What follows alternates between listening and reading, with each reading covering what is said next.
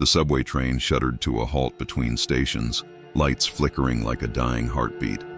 Around him, the metal car hummed, empty except for the lingering echo of footsteps that didn't belong. Jacob's eyes darted along the darkened corridor, catching glimpses of shadows that seemed to move against the grain of the flickering light. A faint, wet smell clung to the air, something old, something that had been waiting. He leaned closer to the door, heart hammering.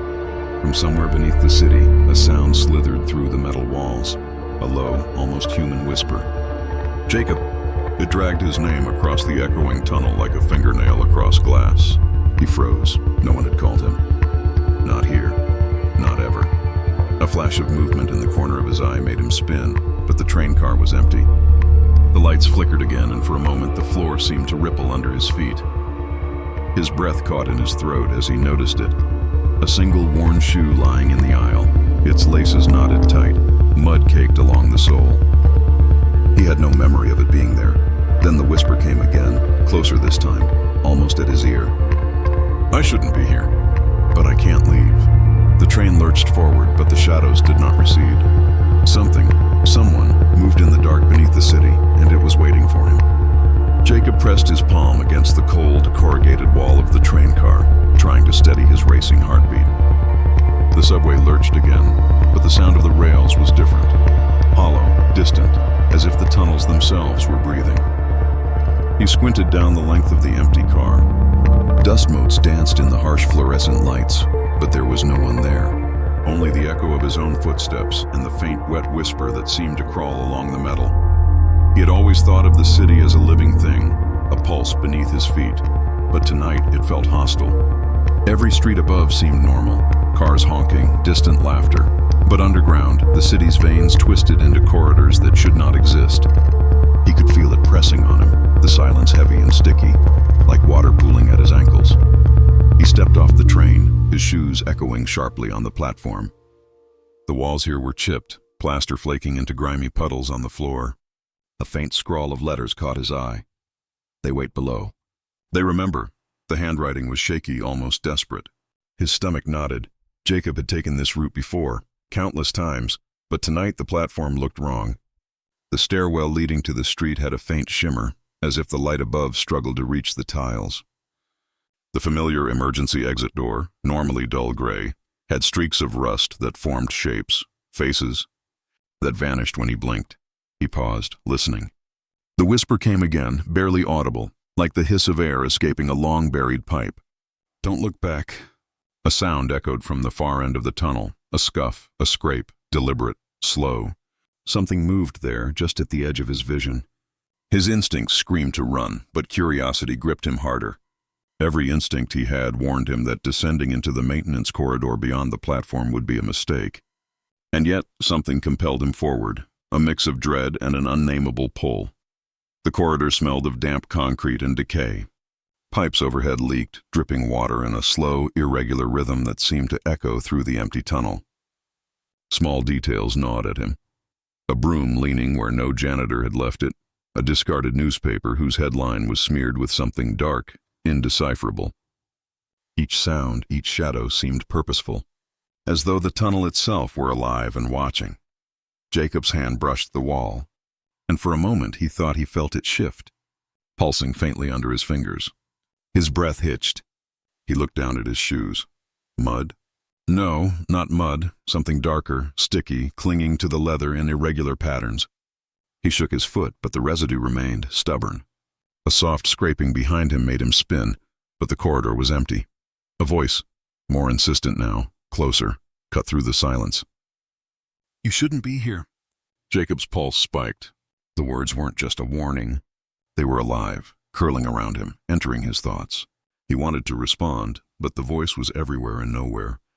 His reflection in a cracked tile caught his eye, and for a moment he didn't recognize the person staring back. Pale, drawn, eyes wide with something unspoken. He tried to blink it away. He pressed on, each step slower than the last, as if the corridor resisted his movement. Graffiti on the walls shifted under his gaze.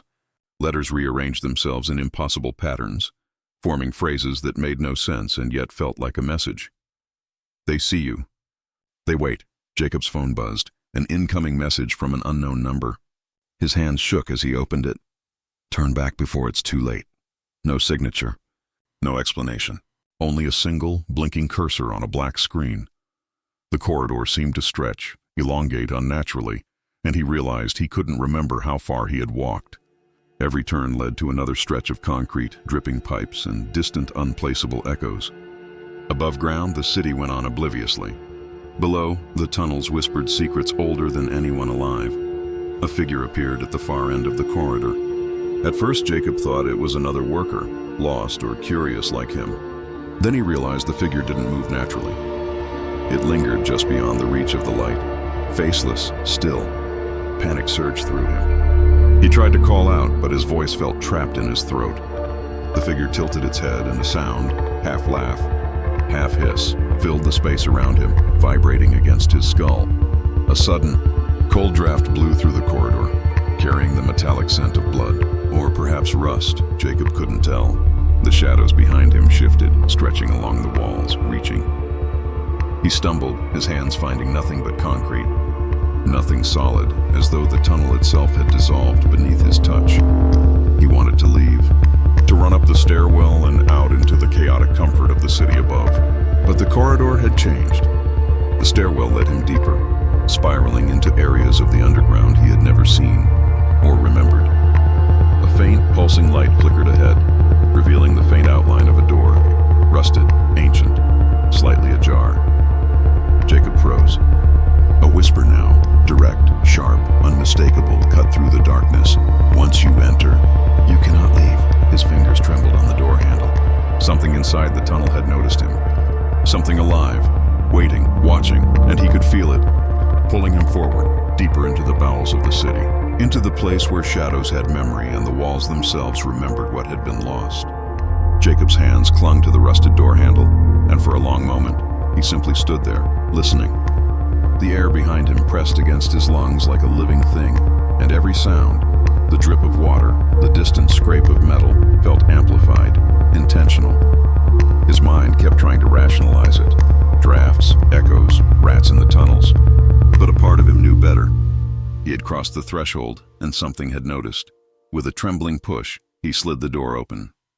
The hinges creaked a protest that echoed endlessly, and he was met by a corridor that stretched further than logic should allow. Damp walls, cracked concrete, and the faint smell of iron clinging to the air. Faint graffiti caught the corners of his eyes. Do not wake them. They remember. Turn back.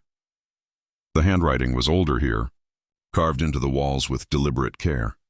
Jacob's footsteps sounded hollow, uneven.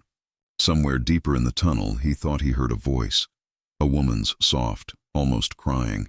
But it was impossible. The tunnels were abandoned. Maintenance workers came and went, but there had been no reports of anyone living here. No one. He hesitated at a junction where the corridor split into two uneven paths. One sloped downwards, dark and narrow. The other stretched straight into an abyss of shadows. His gut twisted, a warning he could not ignore, but a whisper pushed him forward. Not from the air, not even from the walls, but from somewhere inside him. They're waiting. Don't stop.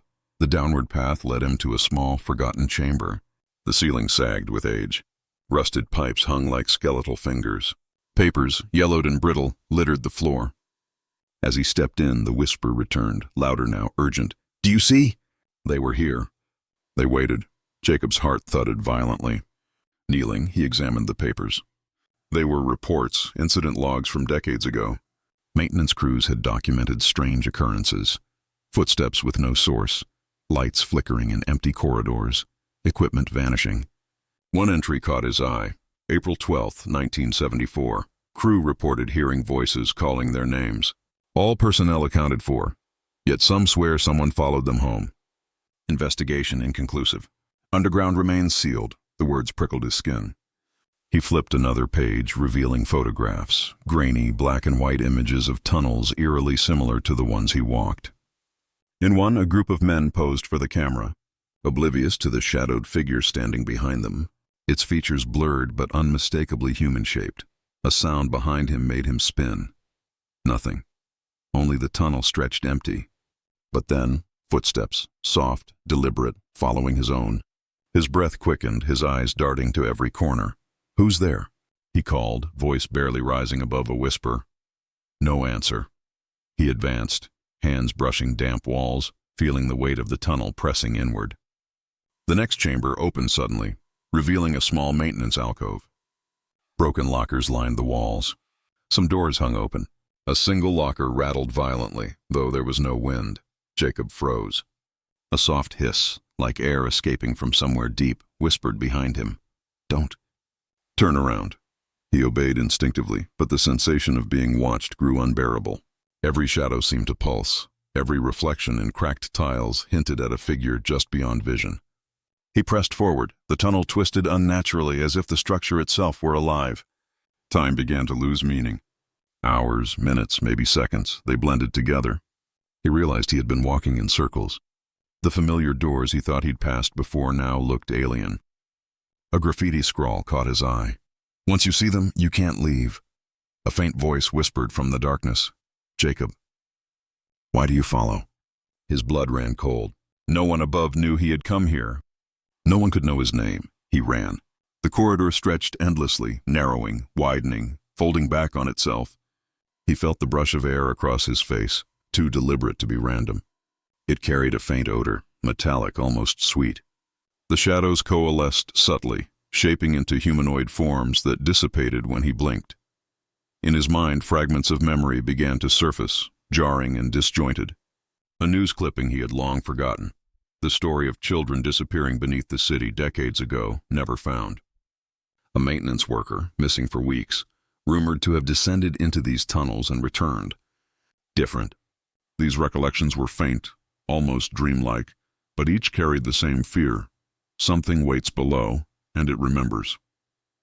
He stopped abruptly as the corridor widened into a cavernous hall. Rusted tracks, long abandoned, ran along the floor. Water dripped from the ceiling, pooling in uneven puddles.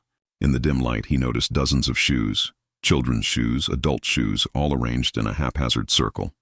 A single shoe lay at the center, identical to the one he had seen on the train. No, he whispered. The air thickened, pressing against him. From the far end, a faint light flickered. It was not the fluorescent bulbs above, not any emergency exit. It pulsed rhythmically like a heartbeat. Shadows danced around it, growing and shrinking unnaturally. Jacob felt a presence, a consciousness observing him, assessing him. He thought he saw someone step into the light. A figure, humanoid but distorted, blurred at the edges. When he blinked, it was gone. Only the shoes remained. Do you hear them? A voice rasped from somewhere behind him. He spun, but saw nothing. Only echoes. They've been waiting. For you, it continued, closer now, almost inside his ear. Panic surged. His legs moved on their own, running deeper into the tunnels. Each turn brought new horrors. Graffiti that shifted under his gaze, doors opening into impossible voids, echoes of whispers that didn't match any human voice. At times he thought he saw figures in the shadows, people from the photographs perhaps, frozen mid-step, reaching for him. Hours, or was it minutes, passed in a blur. He stumbled upon a maintenance room, its door ajar. Inside, old tools hung neatly, but something was wrong. A ladder lay across the floor, but the rungs were coated with a sticky, dark substance. A chair rocked gently, though the room was otherwise still. A sudden, sharp whisper made him flinch. You cannot leave. Jacob's mind screamed, but he could not rationalize it. The corridor had become a labyrinth, each turn folding impossibly into another. Every sound, every shadow, every faint light seemed to communicate, guiding him deeper. He realized the entity, whatever it was, knew him, knew his fears, knew his name. He paused in a narrow passage. A faint, almost imperceptible scratching came from the walls themselves. The graffiti had changed again. They feed on memory. They shape fear. A sudden, piercing thought struck him. The tunnels remembered. Not just the past, but him. His presence, his name, his fears. They were recorded in the very walls, watched, and twisted into something alive. Why, me, he murmured aloud. The voice answered immediately, impossibly close. Because you came. Jacob's vision blurred. Whispers swirled around him, faint at first, then rising in a crescendo of indistinct voices calling, laughing, crying. Shapes began to emerge from the darkness, grotesque and almost human, stretching and folding impossibly. The air vibrated with anticipation. The tunnel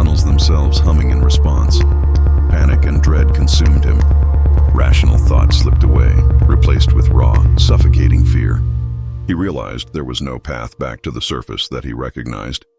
Every corridor, every stairwell, every door led deeper, and in the deepest shadow of all he sensed it, a presence waiting, aware, and patient. Not hungry, not violent, just watching, waiting for him to understand the truth. The tunnels were alive, and they remembered everything. Jacob's heart pounded in his ears, each beat echoing through the concrete labyrinth. Somewhere ahead, a soft laugh, childlike, warped, impossible, broke the oppressive silence. He knew the moment he crossed the next corner, whatever had been waiting all this time would finally reveal itself, and there was nothing he could do to stop it. The air in the tunnels had grown heavier, saturated with a metallic tang that burned Jacob's nose and filled his lungs. Every breath felt like inhaling water. Every heartbeat thrummed in tandem with the distant pulse of the tunnels themselves.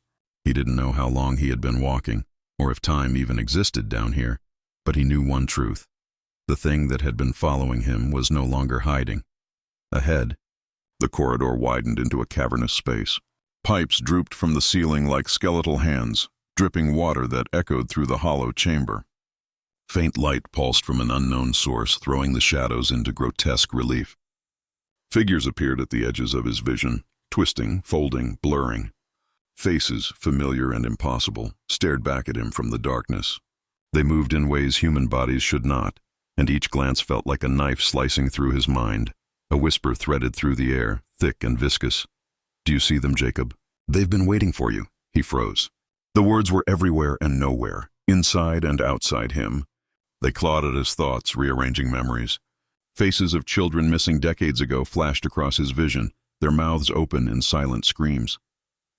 The photographs from the maintenance room, once grainy black and white, now shimmered in his mind as living things. Jacob turned a corner, hoping to find an exit, but the corridor was no longer linear. It spiraled and folded, walls bending impossibly. Familiar doors led to unfamiliar rooms. Every exit he tried brought him deeper. The entity, or entities, were guiding him, shaping the labyrinth around him. "Stop." "Please," he whispered, voice cracking. The tunnel pulsed in reply, vibrating under his feet. Shadows stretched into the shape of a humanoid figure, tall, thin, faceless, but unmistakably aware of him. It didn't move like a person. It slid, shifted, condensed from darkness, folding space around itself. Jacob's stomach dropped. The instinct to run warred with the realization that nowhere in this tunnel was safe. From the shadows, voices emerged. Not one, but many. Whispers, cries, laughter, all overlapping. "You can't leave. You were always ours. Do you remember?" Each word struck Jacob in the chest like a physical blow. He stumbled backward, tripping over the puddles on the floor. Water sloshed around his feet, cold and sticky as if it were alive. The walls seemed to contract, breathing in unison, compressing the air around him. He tried to think rationally, to force logic into the chaos. Perhaps it was a collective hallucination, stress, panic, but every rational thought was shredded by the tangible presence pressing in from all sides. Something in the tunnel understood him intimately, his fears, his guilt, the small mistakes in his life he had buried.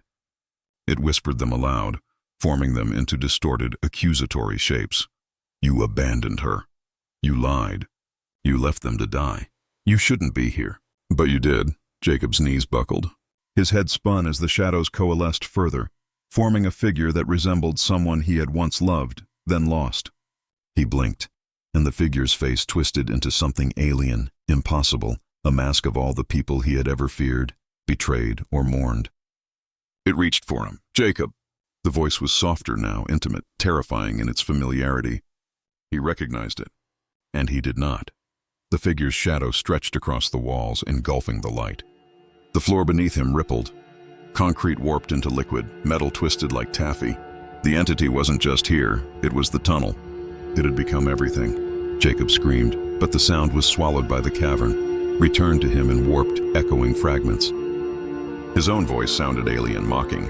He ran, or perhaps the tunnel ran him. Doors opened into endless voids. Stairwells led to floors he hadn't been on before. Walls stretched farther than the eye could see. Every step carried him deeper into impossibility. Shadows whispered constantly, circling, folding, pressing against his vision. "Do you feel it, Jacob?" The question was inside him. His thoughts. His mind itself felt alien, as though the entity had crawled into the spaces between neurons, observing, shaping.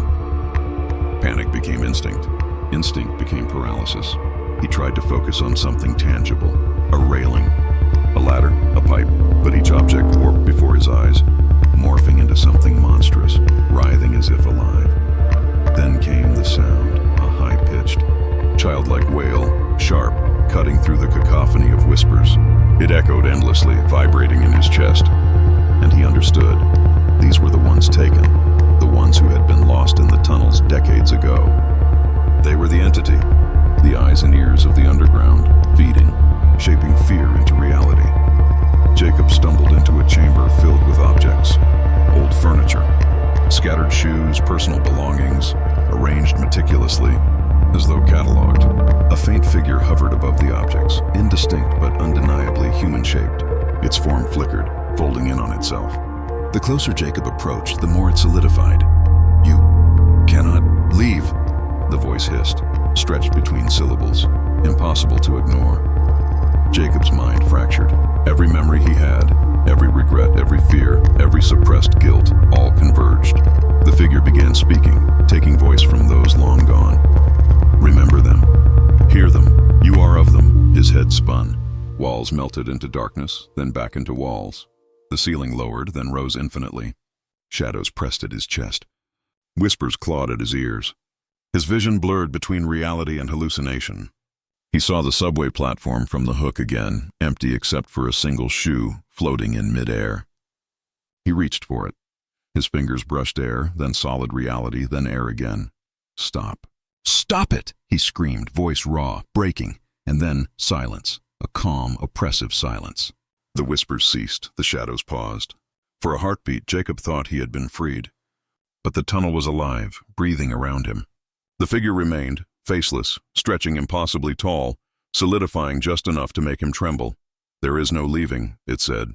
Not a whisper, not a voice, more a thought forced directly into his consciousness. Jacob stumbled backward, hitting the floor.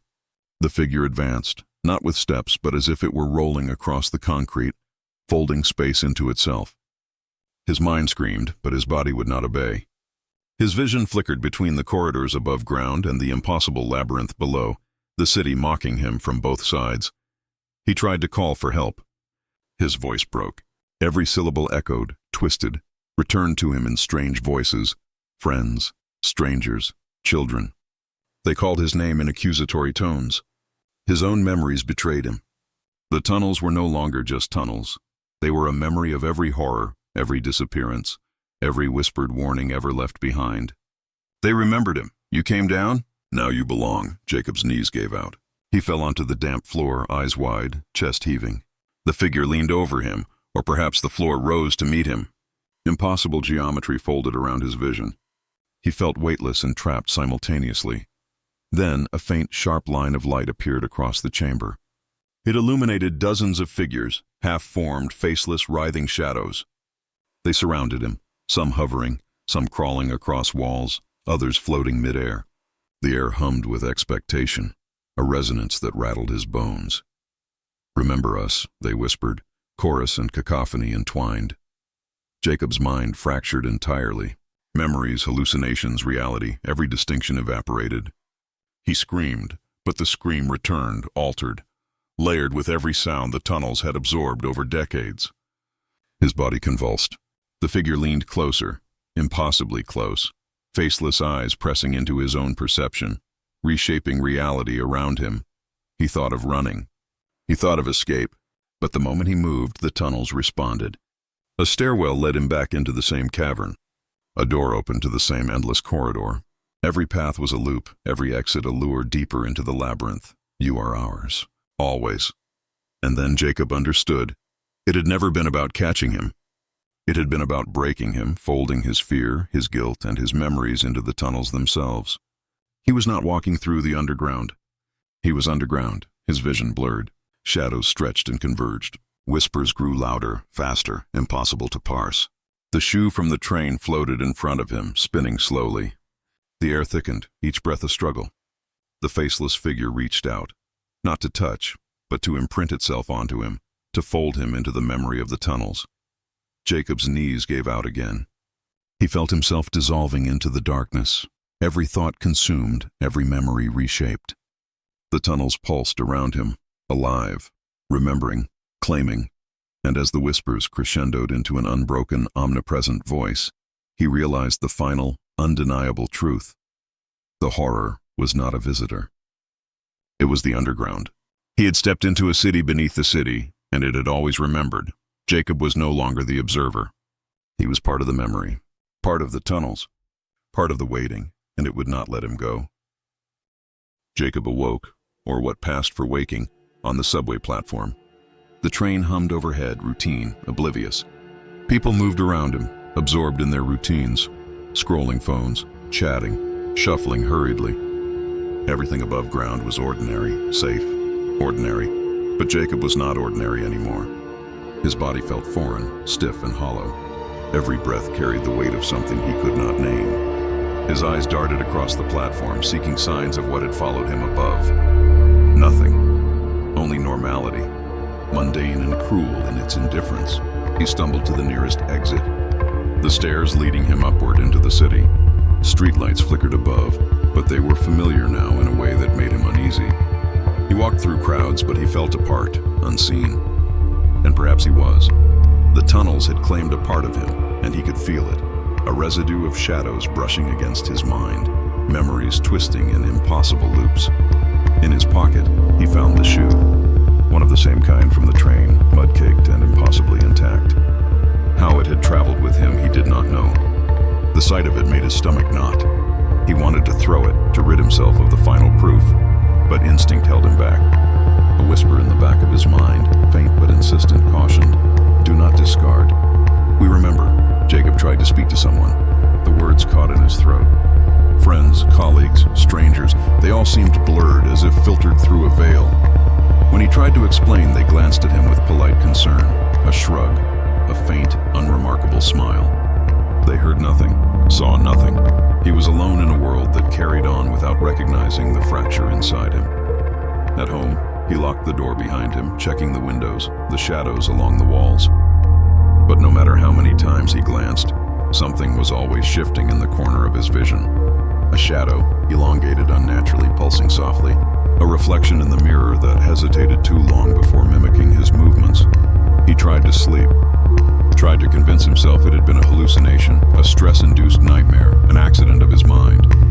But at night he heard it, the whispering, the laughter, the soft scuff of shoes against floorboards, always the whisper, repeating a single phrase over and over, echoing through his skull. We remember. We always remember. He began to notice changes in small things. A door slightly ajar when he swore he had closed it.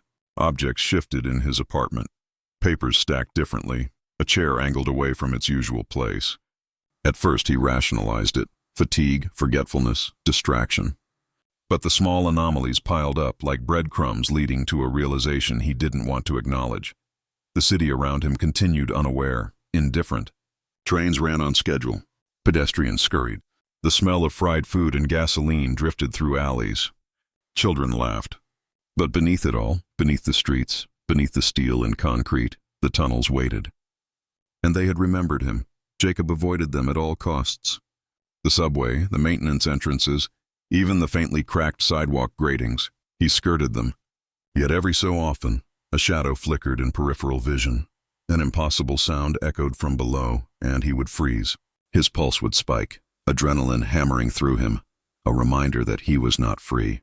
Not truly, he sought help. Psychologists, friends, forums online. He tried to recount the details. The corridors folding, the shadows, the voices, the faceless figures. But words failed him. They couldn't capture the sensation of reality bending, the oppressive sentience of the tunnels, the way memory itself had been weaponized against him. People listened politely, nodded, offered cliches about stress and exhaustion. No one understood. Even when he closed his eyes at night, the labyrinth remained. The whispering returned, low and insistent, seeping into dreams. Sometimes he would see the figures again, shadows folding impossibly, eyes unblinking, faceless mouths opening in silent accusation. Every time he woke drenched in sweat, hands clutching at the sheets as if holding on to reality itself. He began to withdraw. Friends stopped calling. Work felt distant. He avoided mirrors, avoided quiet rooms. Even above ground, he moved like a ghost, afraid to be noticed, afraid to ignore the subtle signs of the world beneath. Then came the letters. At first they were notes, left in his apartment, folded neatly. "You were here. We remember." No signature, no hint of origin, just the handwriting, shaky, almost familiar, pressed into the paper as if alive. Jacob burned the first, then the second. But they always returned, slipped under doors, slipped between mail in ways impossible. They were proof that the tunnels had reached him, beyond physical space. The whispers escalated over weeks. At night they were louder, insistent, overlapping with his thoughts until he could no longer distinguish between inner monologue and intrusion.